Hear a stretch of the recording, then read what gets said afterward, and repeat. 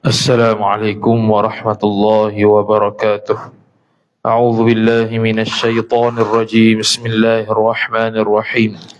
الحمد لله رب العالمين، والصلاة والسلام على أشرف الأنبياء والمرسلين سيدنا محمد وعلى آله وصحبه أجمعين.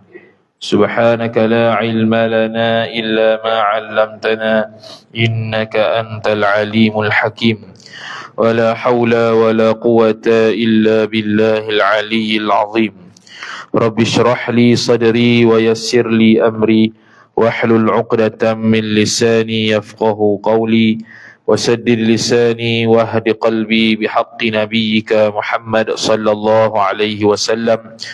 اللهم أغننا بالعلم وزينا بالحلم وأكرمنا بالتقوى وجملنا بالعافية.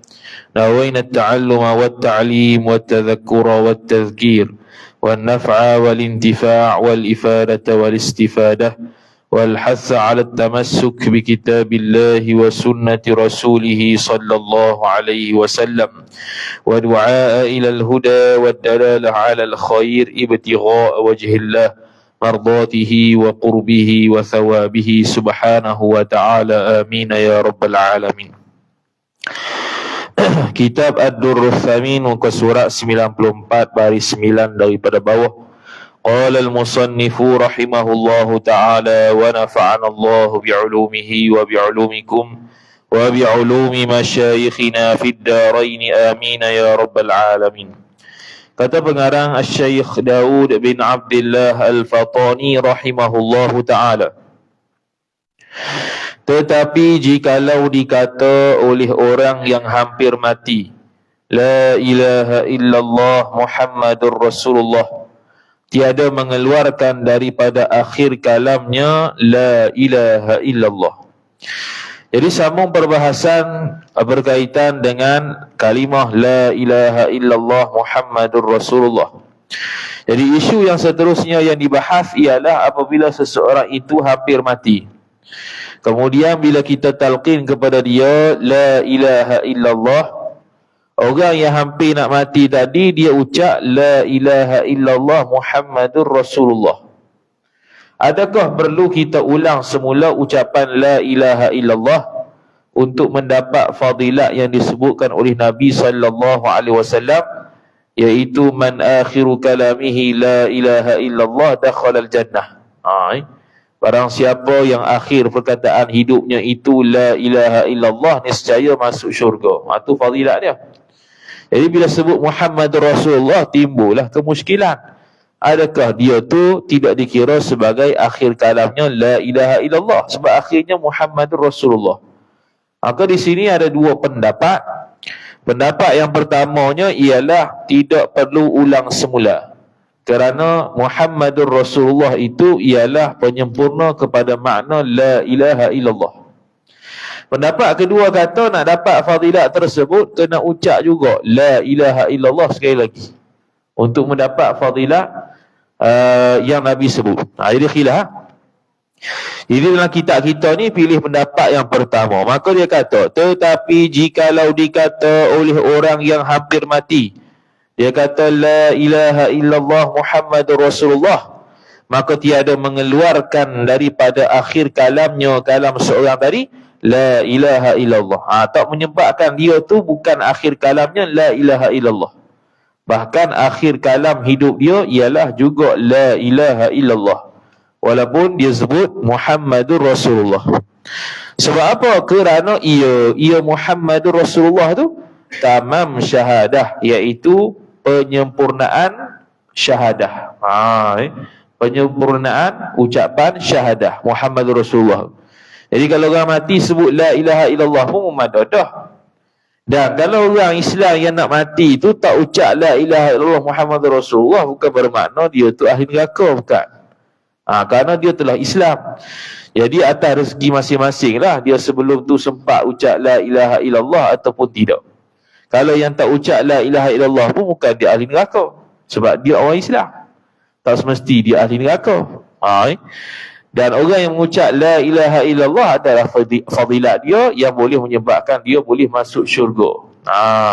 Orang nampak tu lah zahir je tu, orang ni boleh masuk syurga kerana dia tu ditutup dengan la ilaha illallah.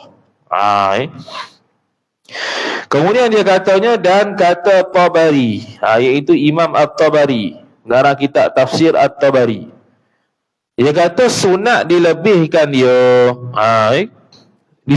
Sunat dilebihkan dia.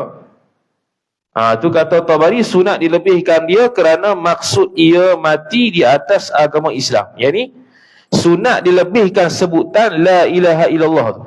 Yang ni bukan setakat la ilaha illallah, sebutlah la ilaha illallah Muhammadur Rasulullah. Jadi maknanya dia kata sunat juga sebut Muhammadur Rasulullah, kena lebih sikit. Tu. Bukan memada dengan la ilaha illallah. Kerana maksud ia mati, kerana maksud kalimah tu iaitu mati di atas agama Islam, mati atas agama Islam. Jadi kalau orang contohnya nak masuk Islam, dia akan baca penuh. Jadi sunat untuk orang Islam sendiri baca penuh, kata Imam Tabari. Jadi sunatlah kalau dia mampu lah, tak mampu macam mana. La ilaha illallah Muhammadur Rasulullah. Kerana kalimah maksud kalimah syahadah ni bila disebut oleh orang yang hampir mati, maknanya dia nak mati atas agama Islam. Jadi sebut penuh lah, la ilaha illallah Muhammadur Rasulullah. Tu kata Imam Tabari. Kemudian dia katanya, tapi kata Imam Tabari itu mardud, ditolak. Tak setuju. Tak ada tunjuk itu. Bukan maknanya kalau orang tak ucap Muhammadur Rasulullah tu, dia tak mati atas agama Islam. Mati juga atas agama Islam. Jadi perkataan Imam Tabari yang kata sunat ni ditolak. Ditolak. Ni biasalah perbahasan ilmiah ni, ulama saling pendapat ditolak tu biasa. Kalau kita ni tolak ulama tu pelik. Kalau depa sama depa bincang bahas ilmiah tak apa. Kita ni nak tolak ulama gitu je, tak ada alasan. Alasan apa? Tak ada alasan apa. Sebab tu dalam kitab-kitab yang macam ni dia dah saring habis dah pendapat ulama yang boleh dipakai, pendapat ulama yang ditolak. Kalau pendapat ulama tu tak boleh dipakai ataupun ditolak, maka dia sebutlah pendapat ini syadz, pendapat ini ditolak, pendapat ini tidak dapat dipakai, pendapat ini tidak boleh diamalkan. Bukan semua pendapat ada tu boleh amal belaka. Kalau semua pendapat tu boleh amal belaka, sembahyang Jumaat boleh seorang-seorang. Main Jumaat duduk seorang-seorang dalam rumah sembahyang Jumaat. Orang tanya, awak tak pergi masjid sebut? Riza, dah aku pilih pendapat sembahyang seorang. Sudah. Pendapat sembahyang seorang ada, tapi pendapat tu syadz, pendapat tak boleh pakai. Lepas tu orang Minang anak kita pun orang lelaki tu pun ngaji juga. Dia kata, saya nak tengok semua tubuh aurat anak pakcik. Daripada hujung rambut sampai hujung kaki. Ada pendapat tu. Tapi pendapat tu syadz, ditolak. Jadi bukan semua pendapat ada belaka tu boleh pakai belaka. Kemudian dia kata dia ditolak. Kemudian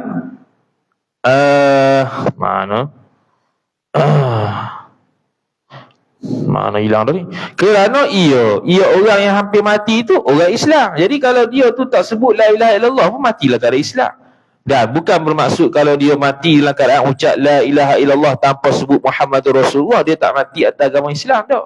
Dia mati juga atas agama Islam sebab dia orang Islam. Sebab tu perkataan Imam Tabari tadi tu ditolak. Dan jika orang kafir, kalau orang kafir nak mati, wajib kita talqinkan dua kalimah syahadah itu. Wajib itu jika kita harap akan Islam. Kalau dia ni kita zon kata dia ni banyak dekat dengan Islam, banyak duk kaji Islam dan sebagainya, mungkin nak masuk Islam malu dan sebagainya, dia pun nak mati dah. Jadi kita wajib talqin. Kalau kita nak talqin, wajib kita talqin dengan penuh. Asyhadu an la ilaha illallah wa asyhadu anna Muhammadar Rasulullah. Dua kalimah syahadah tu untuk kita talqin. Kalau kita harapkan dia tu masuk Islam. Kita tengok sembang dengan dia asyik sembang pasal Islam, dia asyik cerita pasal Islam, tapi dia kafir lagi. Jadi dia tu ada peluang untuk masuk Islam. Ketika dia mati, kita talqin dia dengan talqin yang penuh lah.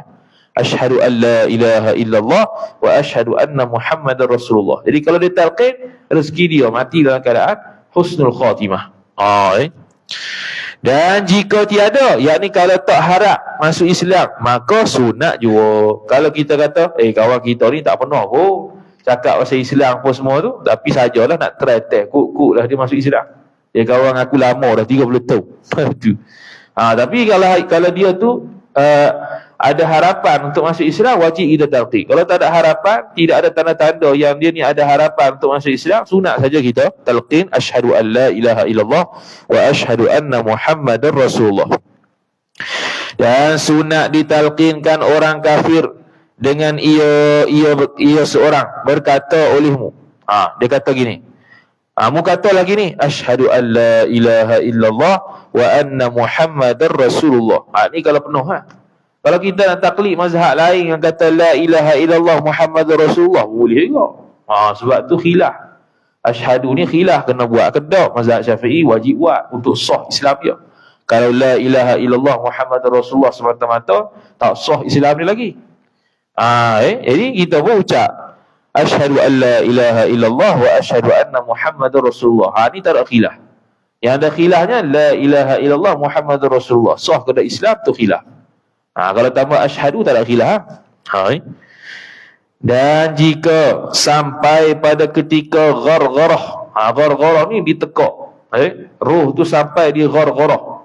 Ghargharah ni kalau kita kumuh bunyi huruf ghain tu. Tu ghargharah sampai situ roh kita. Ditekak dah. Bila dah sampai situ dah kerana dan jika ni dia panggil walaupun dah sampai dah roh dia tu ditekak dia, sunat juga kita talqin kalau dia tidak ada harapan untuk masuk Islam, sunat juga. Kerana apa? Kerana ihtimal ia orang kafir tu hadir lagi akalnya, akal orang kafir. Kerana kita ada kebarangkalian boleh jadi dia masih berakal, dia masih sedar walaupun roh dia sudah sampai di tenggorokan. Di tekak dia. Tetap kita sunat untuk talqin begitu. Dan jika tiada, kita hukumkan pada zahirnya itu Islam sekalipun. Dan jika tiada, yakni jika tiada roh itu sampai ke ghargharah tu, maka kita hukumkan pada zahirnya, zahir orang kafir tu yang dah ucap sikit tu Islam. Dia kata, dan jika tiada, kita hukumkan pada zahirnya itu Islam sekalipun. Jadi walaupun kita kata dia tu orang kafir, kita talqin ke dia asyhadu an la ilaha illallah wa asyhadu anna Muhammadar Rasulullah. Ketika mana sampai di tenggorokan dia tu, di kerongkong dia tu, roh dia tu, tetap kita ucap juga aja asyhadu an la ilaha illallah wa asyhadu anna Muhammadar Rasulullah. Kerana takut ketika tu dia sedar. Ketika tu dia sedar, dia masih berakal, dia masih lagi waras, dan dia ucap benda tu, maka bila dia ucap benda tu Islam zahirnya. Bila dia ucap benda begitu, zahirnya adalah Islam. Tapi kalau tak sempat ucap langsung, tu tak boleh kata apa. Tu tak boleh kata apa kalau tak ucap langsung tu, zahirnya tak Islam lagi Yo.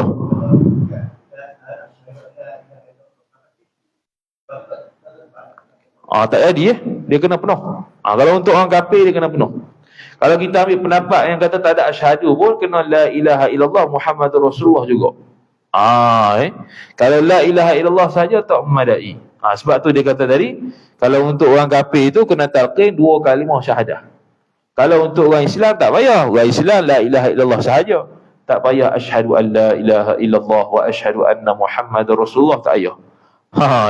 Tapi kalau dia buat begitu, tu teruk kawan tu. Dia nak ringkas sebab mulut ketika tu tak nak gerak dah, lidah yang boleh gerak.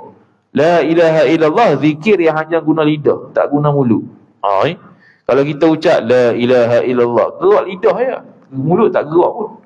Tapi kalau asyhadu an la ilaha illallah, gerak mulut-mulut tu. Tu hikmah kenapa kita dibataskan sebut la ilaha illallah sahaja, bukannya asyhadu an la ilaha illallah. Mudah-mudahan memadailah pada Allah Ta'ala pada batinnya, batin orang kafir tu. Jadi Mungkin zahir dia, hati dia, zahirnya tak Islam, tapi hati dia beriman dengan Allah Ta'ala. Jadi mudah-mudahan Allah Ta'ala terima lah dia tu. Sebab apa? Sebab gini, kita kata dulu, orang yang beriman dengan Allah Ta'ala adalah hati dia, tapi tak ucap syahadah kerana tak dituntut orang. Orang tak suruh dia ucap syahadah. Dia tu kafir di sisi manusia, beriman di sisi Allah. Tapi bila orang ucap syahadah ke dia tak mahu ucap syahadah. Walaupun beriman dengan dalam hati dia tu Nabi dengan Allah Ta'ala, tetap tak jadi Islam. Dia kafir di sisi Allah, dia kafir di sisi manusia, kerana bila dia tutup syahadah, dia tak mahu kira dia tolak. Beza pula kalau dia tak dituntut syahadah, dia dah beriman dengan Allah dalam hati, tiba-tiba mati, maka di sisi Allah dia Islam. Dia akan masuk syurga di sisi Allah Ta'ala. Di sisi manusia tak boleh hukum Islam sebab dia tak zahir syahadah tu. Sebab dia tak ucap syahadah. Jadi bila kita talqin dia tu, bila talqin dia, baru talqin dia nak ikut-ikut, tak ada ikut dah. Ikut-ikut tak ada ikut dah. Maka zahirnya kalau tak ada ikut ni, masih lagi dalam kafir. Tapi mudah-mudahan pada batin hati dia itu, Allah Ta'ala terima di sisi Allah Ta'ala. Agama dia tu, Islam dia tu, yang diterima di dalam hati dia tu, mudah-mudahan diterima oleh Allah Subhanahu Wa Ta'ala. Maka dia kata mudah-mudahan memadailah pada Allah Ta'ala pada batinnya, batin seorang tadi. Batin tu hati lah. Habis. Selesai dah. Lepas tu khatimatul kitab. Dah lah khatam dah. Khatimah pula. Khatimah ni penutup lah. Penutup dia pun 8 muka surat. Ingat penutup biasanya semuka je. Ataupun separuh muka. Ni penutup 8 muka. Ni betul-betul penutup ni. Penutup dia ni pun dia ulang balik dulu ya. Dia ulang balik sifat Tuhan lah, sifat Rasul, dia ulang balik. Jadi kita ni dalam kitab kita ni ulang ni 4 kali hidup. Kalau tak kemas hari tak tahu. Mula-mula sifat wajib, kemudian sifat mustahil, kemudian dalil pula. Lepas tu ni khatimatul kitab 4 kali diulang. Cuma ni ringkas lah, dia tak ulang, dia tak hurai macam dulu dah. Khatimatul kitab. Ini kesudahan kitab. Kesudahan ni. Fi aqidati, fi aqidatin wajizatin jami'atin insyaallah taala ala sabilil ikhtisari. Dalam kitab Rumi ada hamzah, tak ada hamzah. Dalam kitab Jawi betul lah. Ala sabilil ikhtisari, tidak ada hamzah. Wa hiya aqidatul firqatin najiyati wa hum ahlus sunnati wal jamaati was sawadil a'zami minal muslimina. Ni kita nak kenal siapa ahlu sunnah ni. Sekarang duk mengaku belaka ahlu sunnah, siapa ahlu sunnah ni? Maka dia kata pada menyatakan kesudahan kita ni pada menyatakan i'tiqad, keyakinan yang simpan ni yang ringkas. Dia terjemahan daripada wajizah, yang ringkas. Lagi pula melengkapi, lengkap, walaupun ringkas tapi lengkap. Syekh Mutarik Bogor rahimahullahu ta'ala, salah seorang ulama Indonesia di Bogor, salah seorang guru Masjidil Haram. Dia buat kitab Usuluddin dia tu 8 muka surat je. Nama kitab, inilah kitab Usuluddin. 8 muka surat je. Jadi 8 muka surat kalau buat kuliah Masjid Surau tu, tak ada setahun habis lah. 8 muka je. Kita berapa muka ni? 100 muka. 100 muka 5 tahun. 5 tahun tolak Covid lah. Covid lebih kurang 4 tahun lebih hari tu macam ni. Covid hari tu berhenti lama tu. Kemudian lagi pula melengkapi insya-Allah taala, jikalau Allah Taala kehendaki, memang lengkap sungguh.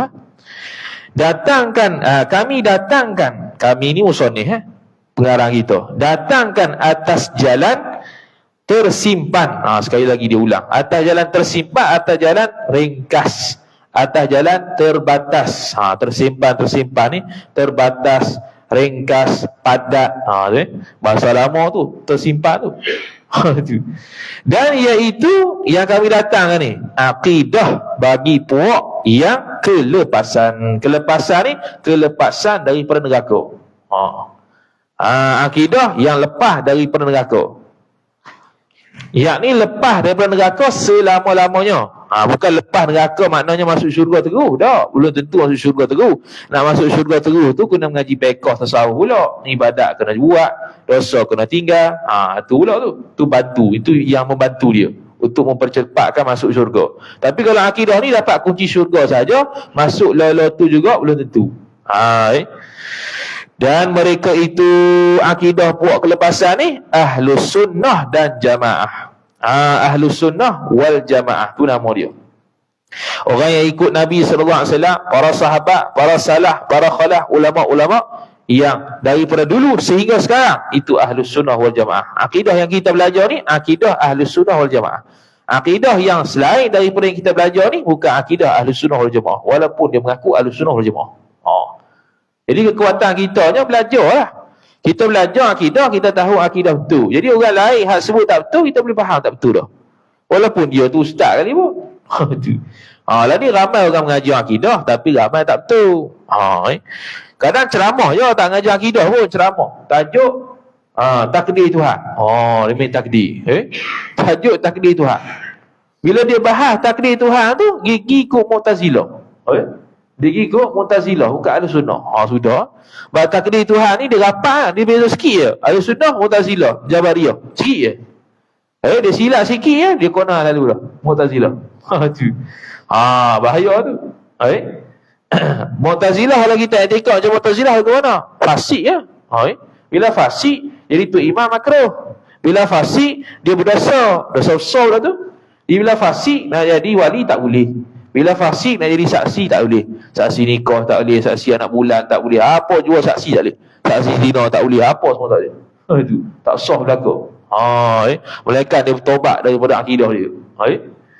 Dan orang yang banyak daripada segala muslimin, dia panggil as-sawadil a'zam, orang yang banyak. Daripada dulu sampai sekarang, orang yang i'tiqad, ulama yang i'tiqad, semua i'tiqad Ahlus Sunnah wal Jamaah berlaku. Bukannya akidah selain Ahlus Sunnah wal Jamaah. Lepas tu dia buat muqaddimah, alhamdulillahi wahdah wa sallallahu ala sayyidina Muhammadin wa ala alihi wa sahbihi wa sallam. Tu muqaddimah tu seolah macam nak buat kitab lain.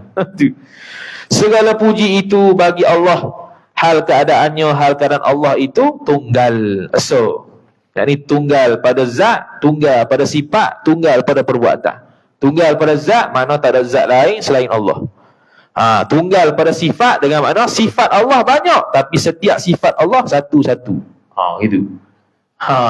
Sifat Allah Ta'ala banyak, tapi setiap sifat Allah satu-satu. Gitu. Perbuatan Allah satu, yakni perbuatan Allah hanya daripada Allah sahaja. Semua perbuatan Allah, semua ciptaan Allah hanya daripada Allah sahaja, bukan daripada kongsi dengan yang lain. Itu tunggal dari sudut perbuatan. Kemudian dan rahmat Allah Ta'ala tunggal. Dan rahmat Allah Ta'ala atas penghulu kita Muhammad. Rahmat ni serta ta'zim. Sebab tu Nabi SAW tak boleh kita sebut rahimahullah, kena sebut wasallallahu, ataupun alaihi salatu wassalam, bukan alaihi rahmatu wassalam. Rahmat bukan pada Nabi. Kerana sallallahu, salat tu, kita panggil selawat tu, itu rahmat serta ta'zim, rahmat serta mengagungkan Nabi, bukan rahmat biasa. Kalau ke atas kita ni rahmat biasa. Kita ni bukan wasallallahu, kita ni rahimahullah. Kemudian dia katanya dan atas keluarganya, keluarga Muhammad, dan sahabatnya, sahabat Nabi Muhammad, dan sejahtera. Sejahtera tu sejahtera Allah, yakni sejahtera Allah ke atas Nabi Muhammad, ke atas keluarga dia. Sejahtera Allah ke atas Nabi Muhammad supaya Nabi tenang di akhirat nanti, tak sangat mikir umat. Nabi sangat cemah mikir umat dia tu, sehingga di akhirat nanti dia lupa dia Nabi. Dia terlupa pangkat dia Rasul, pangkat dia Nabi. Wa ba'du fa inna na'lamu wa na'taqidu wa nu'minu wa nashhadu an la ilaha illallah wahdahu la syarika lah. Ni mudah-mudah lah. Akidah dah belajar dah, jadi kita lalu gitu ya. Dan kemudian daripada itu, kemudian daripada alhamdulillah, selawat dan salam, maka bahwasanya kami ketahui dan kami percaya dan kami yakin. Tahu atas dalam belajar, percaya dalam hati, Yakin nak tolak zon, waham dan syak. Dan naik saksi. Naik saksi asyhadu bahwasanya tiada Tuhan melainkan Allah, yakni Allah sahaja Tuhan, bukan hak lain.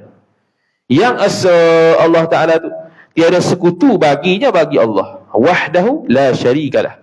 Allah asa, tak ada sekutu baginya. Tak ada sekutu baginya tu, itu nak menguatkan lagi kenyataan asa Allah Ta'ala.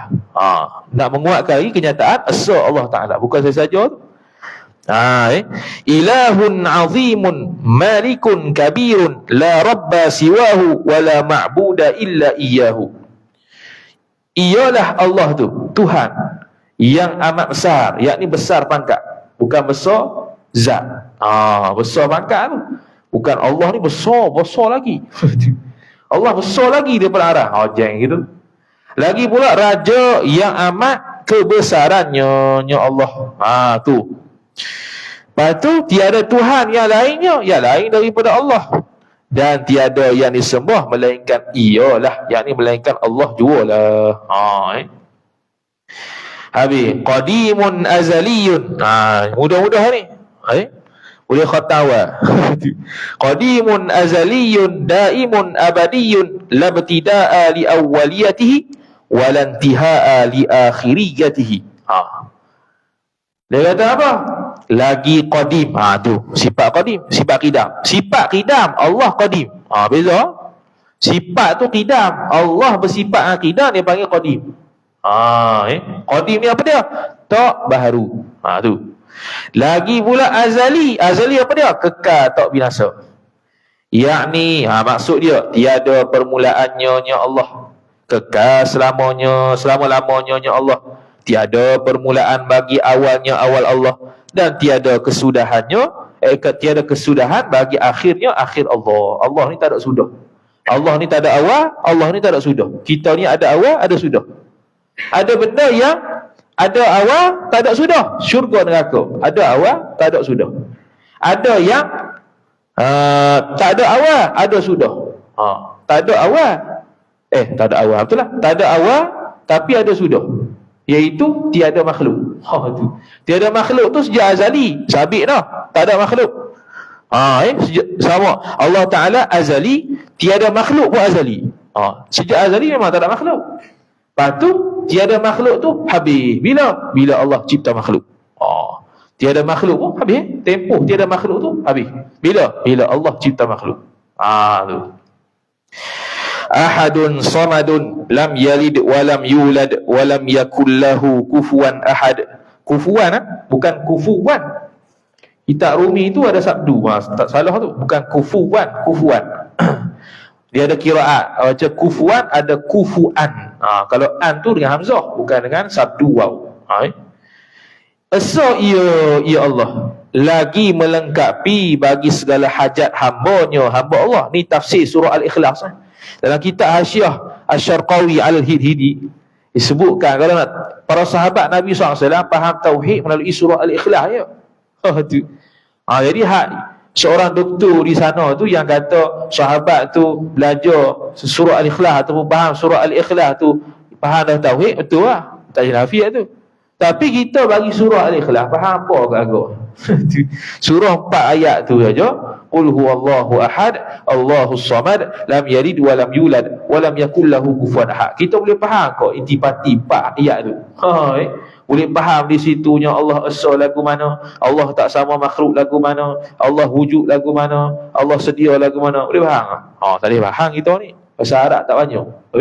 Bahasa Arab ilmu nahwu tak tahu, balaghah tak tahu, sarah tak tahu, istiqaq tak tahu, wadha' tak tahu, balaghah tak tahu, bayan tak tahu, badi' tak tahu, apa semua tak tahu, ilmu bahasa tu.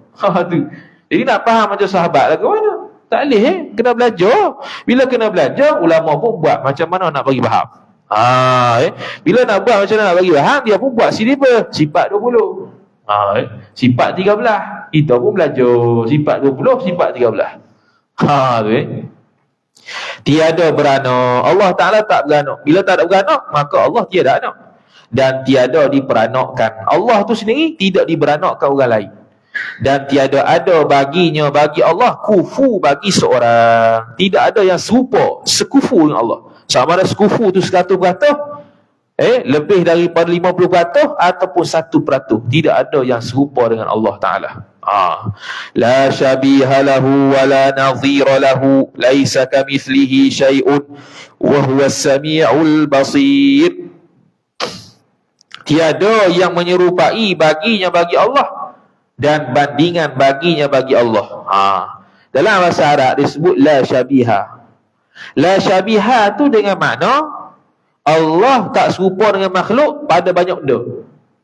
Allah tak sama dengan makhluk pada banyak benda. Tu la syabiha. Kalau la nazira, Allah tak serupa makhluk walaupun satu benda.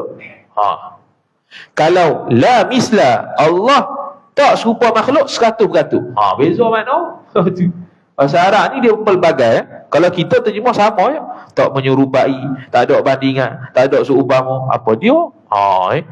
Jadi kalau la syabiha, Allah Ta'ala tak serupa makhluk pada banyak benda. Beberapa persen, 20%, 30%, 20, 70%. Tu la syabiha. Kalau la nazira, 1% pun tak sama dengan Tuhan. Kalau la mithla, tak ada serupa dengan Tuhan oleh sesuatu, 100% tak serupa.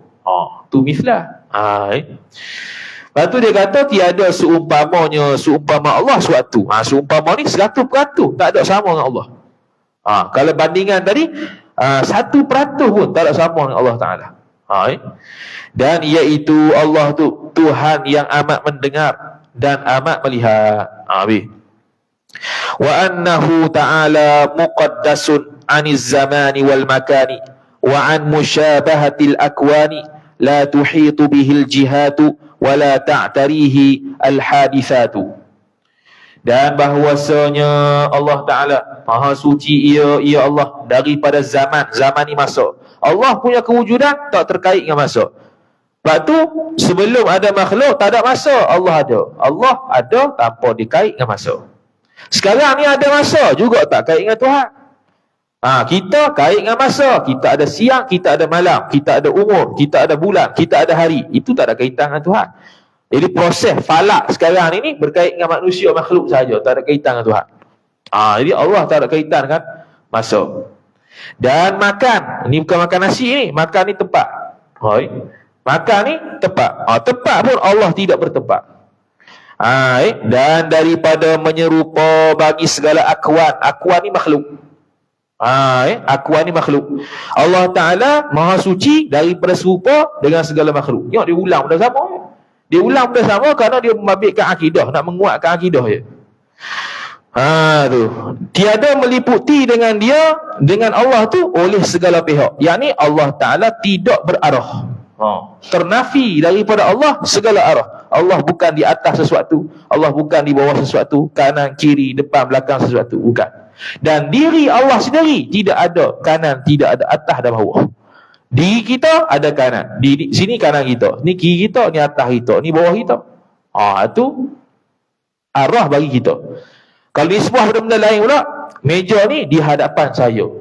Tu kita punya arah. Arah ni sebuah meja ni. Meja ni saya berada di belakang meja, tuan-tuan berada di hadapan meja. Contohlah. Tu dia panggil posisi kita, ada arah. Allah Ta'ala kan gitu. Dan tiada mendatangkan Allah Ta'ala segala yang baharu. Yakni Allah Ta'ala tidak ada kaitan dengan benda baharu. Mendatangkan ni yakni ada pada Tuhan, benda yang baharu tak ada. Sifat Allah pun tak ada baharu, zat Tuhan pun tak ada kaitan dengan baharu. Mustawin ala arshihi. Sudah. Mustawin ala arshihi ala alwajhi alladhi qalahu wa bil ma'na alladhi aradahu istiwa'an yaliqu bi'izzi jalalihi wa uluwi majdihi wa kibriyaihi.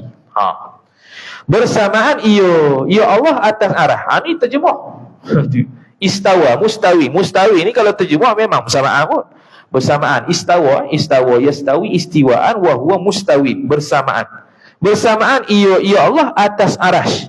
Apa bersamaan tu? Atas wajah, atas jalan yang ia Allah firman-Nya Allah. Yakni ni dia panggil kaedah tafwid. Apa maksud Allah istawa atas arah tu? Oh, maksud istawa atas arah tu seperti mana yang Allah sebut lah. Apa maksud seperti mana yang Allah sebut? Dia tak tafsir. Dia tak tafsir, dia tidak menafsirkan istawa tu dengan makna kuasa. Tu dia panggil tafwid.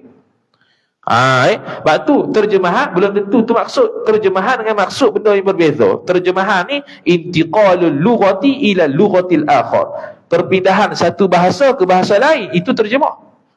Sebab tu dalam kitab Faridah, bila dia bahas qiyamuhu binafsihi, dia terjemah Allah Ta'ala berdiri dengan sendiri. Lepas tu dia pun kata makna berdiri dengan sendiri bukan maksud duduk daripada berdiri, berdiri daripada duduk, bukan. Lepas tu maksud dia dua. Allah tak berhajat kepada zat, Allah tak berhajat kepada pencipta. Dia mari terjemah, dia mari makna selepas tu. Jadi terjemahan dengan makna dua benda yang berbeza. Kadang-kadang terjemahan itu bukan maksud dia. Macam la ilaha illallah, tiada Tuhan melainkan Allah. Maksud dia Allah sahaja Tuhan. Itu maksud dia. Terjemahan dia tiada Tuhan melainkan Allah. Maksudnya Allah sahaja Tuhan. Itu maksud. Dan makna yang dikehendaki akan dia akan mustawin ala arsyihi, itu kehendak Allah berlaku. Nak tahu ataupun nak tafsirkan istawa ala arsyihi itu Allah sahaja yang tahu maknanya. Bersamaan yang berpatutan dengan kebesarannya, kebesaran Allah. Istawa atas arah itu yang layak bagi Allah.